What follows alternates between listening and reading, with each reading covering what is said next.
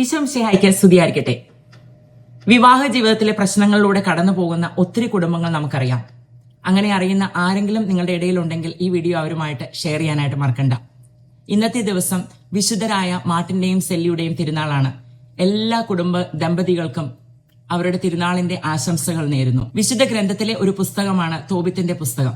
തോബിത്തിന്റെ പുസ്തകത്തിൽ തോബിത്തും സാറായും ഒരു വലിയ കഷ്ടപ്പാടിലൂടെ കടന്നു പോകുമ്പോൾ അവർ ദൈവത്തോട് പ്രാർത്ഥിക്കുന്നു. ദൈവം അവർക്ക് വിശുദ്ധ റാഫായലിനെ അയച്ച് സഹായം കൊടുക്കുന്നു. സാറായുടെ പ്രശ്നം ഇതായിരുന്നു.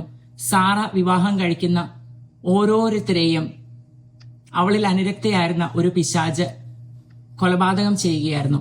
അങ്ങനെ സാറയുടെ 7 ഭർത്താക്കന്മാരും മരിച്ചുപോയി. അവർ വിവാഹ ജീവിതം ആരംഭിക്കുന്നതിന് മുൻപ് തന്നെ. തോബിത്തിന്റെ പ്രശ്നം ഇതായിരുന്നു.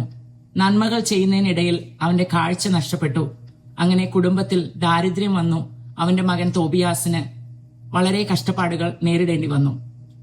ദൈവം വിശുദ്ധ റാഫായലിനെ അയച്ച് തോബിയാസിനെയും സാറയെയും ഒരുമിപ്പിക്കുന്നു. സാറയെ ദ്രോഹിച്ചുകൊണ്ടിരുന്ന പിശാചിനെ റാഫായൽ മാലാഖയിലൂടെ നശിപ്പിക്കുന്നു. മന്ത്രത്താൽ ഒന്നുമല്ല തോബിയാസ് അവളുടെ ജീവിതത്തിലേക്ക് കടന്നു വന്നത്. നല്ല ഒരു പ്രാർത്ഥനയാലാണ്. അവളോടുള്ള സ്നേഹത്തെക്കാൾ ഉപരിയായിട്ട് ദൈവത്തെ സ്നേഹിച്ച തോബിയാസ് ആദ്യ രാത്രിയിൽ വിശുദ്ധ റാഫായലിന്റെ സഹായം തേടുകയും വിശുദ്ധ റാഫായൽ പിശാചിനെ നശിപ്പിക്കുകയും ചെയ്യുന്നു. അതോടൊപ്പം തന്നെ തോബിയാസ് ഇങ്ങനെ പ്രാർത്ഥിച്ചുകൊണ്ടാണ് അവരുടെ കുടുംബജീവിതം ആരംഭിക്കുന്നത്. തോബിത്തിന്റെ പുസ്തകം അധ്യായം 8 5 മുതൽ 8 വരെയുള്ള തിരുവചനങ്ങളിലാണ്. ഇപ്രകാരമാണ് ഈ വായന. തോബിയാസ് ഇങ്ങനെ പ്രാർത്ഥിച്ചു. ഞങ്ങളുടെ പിതാക്കന്മാരുടെ ദൈവമേ, അവിടുന്ന് വാഴ്ത്തപ്പെടട്ടെ. അവിടുത്തെ വിശുദ്ധവും മഹനീയവുമായ നാമം എന്നെന്നും വാഴ്ത്തപ്പെടുമാറാകട്ടെ. ആകാശവും അങ്ങയുടെ സകല സൃഷ്ടികളും അങ്ങയെ വാഴ്ത്തട്ടെ. അവിടുന്ന് ആദത്തെ സൃഷ്ടിച്ചു. അവന് തുണയും താങ്ങുമായി ഹവ്വായെ ഭാര്യയായി നൽകി. അവരിൽ നിന്ന് മാനവവംശം ഉത്ഭവിച്ചു. അവിടുന്ന് പറഞ്ഞു, മനുഷ്യൻ ഏകനായിരിക്കുന്നത് നന്നല്ല. അവന് വേണ്ടി അവനെ പോലെയുള്ള ഒരു തുണയെ നമുക്ക് സൃഷ്ടിക്കാം. കർത്താവെ, ഞാൻ ഇവളെ സ്വീകരിക്കുന്നത് ജഡികമായ അഭിലാഷത്താലല്ല, നിഷ്കളങ്കമായ പ്രേമത്താലാണ്. അങ്ങയുടെ കാരുണ്യം എനിക്കുണ്ടാകണമേ. ഇവളോടൊത്ത് വാർദ്ധക്യത്തിലെത്തുന്നതിന് അവിടുന്ന് അനുഗ്രഹിച്ചാലും.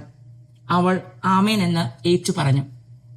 നിങ്ങൾ ഓരോരുത്തരും ഇന്നു മുതൽ ഈ പ്രാർത്ഥന നിങ്ങളുടെ കുടുംബത്തിൽ ചൊല്ലി നോക്കൂ.